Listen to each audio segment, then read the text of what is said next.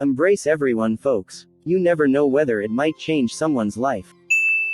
A child who is not embraced by the village will burn it down to feel its warmth. What is an example of this that you've seen or experienced firsthand?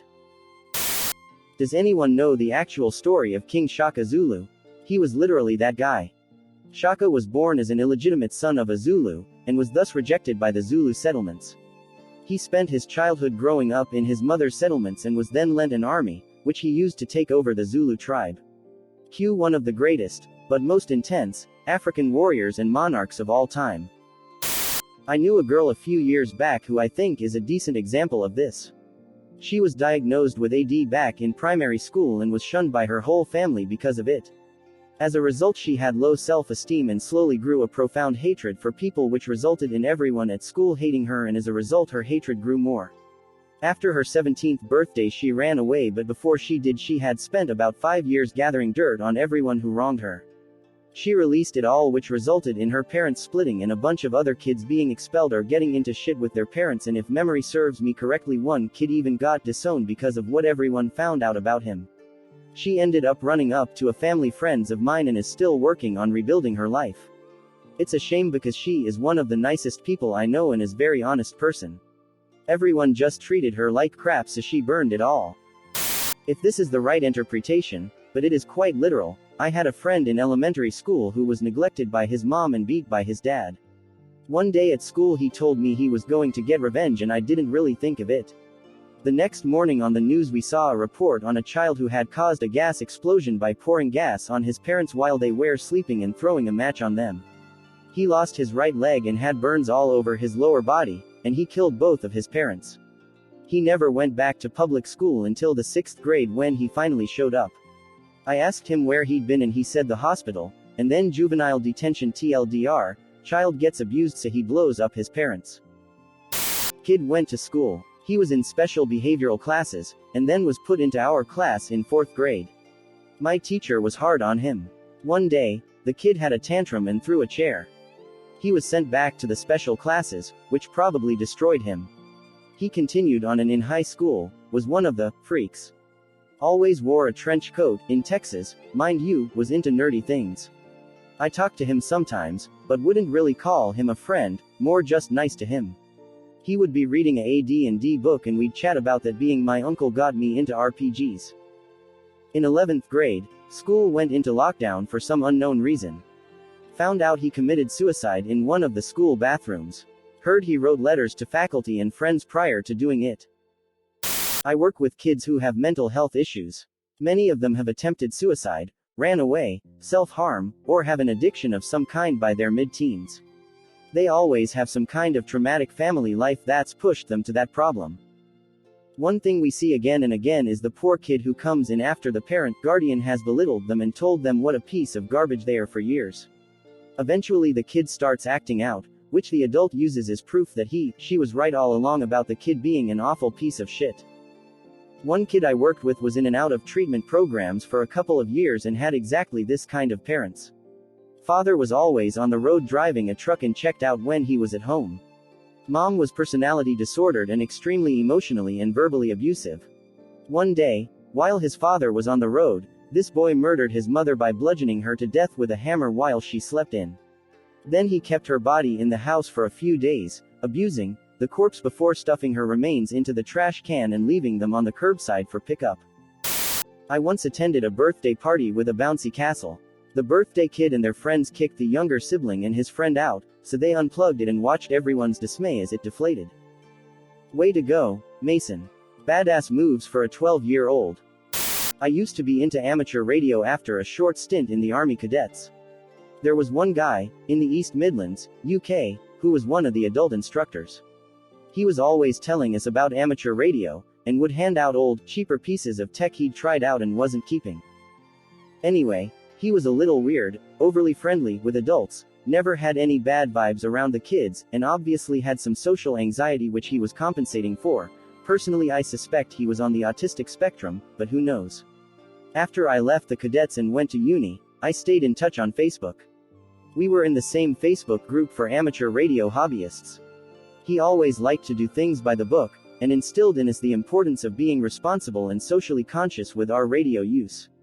He was the same on Facebook, reminding people that Mrs. Miggins on her 10 pounds handset wouldn't know about transmission power, and squelch, etc. He mentioned in passing to a new member the importance of only using the public unlicensed channels, kind of like CB radio in the US, on the correct, very low, power setting of half a watt. He mentioned it was because Mrs. Miggins trying to reach her kid in the next street wouldn't understand the idea that she could hear you but couldn't reach you to ask you to be quiet a minute. He was correct here, and it's also a criminal offense to transmit at higher power on these frequencies, even though it's not enforced. Anyway, this got someone's back up, and he was kicked from the group for preaching. After unsuccessfully asking to be let back in, he set up a larger antenna in his back garden, set up a super fancy aerial atop it, with a 30-watt transmission system. This is really quite powerful. He now turns this on for several hours a day on whatever channels the radio club group are using to teach them the importance of good etiquette. This means that nobody can use certain frequencies for hours at a time, as it just sounds like someone is having a one-way conversation on air. He could probably get arrested, but that doesn't seem to bother him at all. My wife joined a therapy office that had existed for 4 years. She worked for 2 years doing basically everything, think payroll and a lot of paperwork that ended up taking over 10 to 15 hours weekly that she didn't get paid for.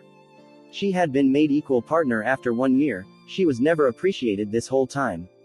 After several final straws, she started her own office with 2 others and ran the other asshole out of town in 6 months. 2 years in, she now makes more money with half the work. I don't know if it 100% fits, but I will share anyway. There's this one kid I went to high school with. He was incredibly sheltered by his parents to the point where he couldn't even leave his driveway or even watch most shows on the Disney Channel. All of a sudden his parents have a change of heart and give him a lot more freedom. Well, he gets involved with the wrong people online and ends up a neo-Nazi. Let this be a lesson in why you shouldn't shelter your kids. I worked in an office for a Fortune 500. One of our longtime team members, G, worked as a level 2 employee for quite a while. She was good enough to be a level 3 or level 4 employee but never took the offer because she was a single mom, relied on public transportation, etc. Her friend, P, started at the same time she did and was a level 3, working up to a level 4. P and G were all good, until P discovered that G made more than P because she was constantly getting merit raises and performance bonuses. One day, G made an honest mistake. Our client just switched to a different protocol for billing and she accidentally did it the old way. It was a no harm, no foul situation, but P went to the level 4 employees and senior management and suggested that G be fired. They all went to HR, who said that while there was no valid reason to fire her, they could move her to a shittier team that would basically guarantee her failure. G realized what was happening and secured another job.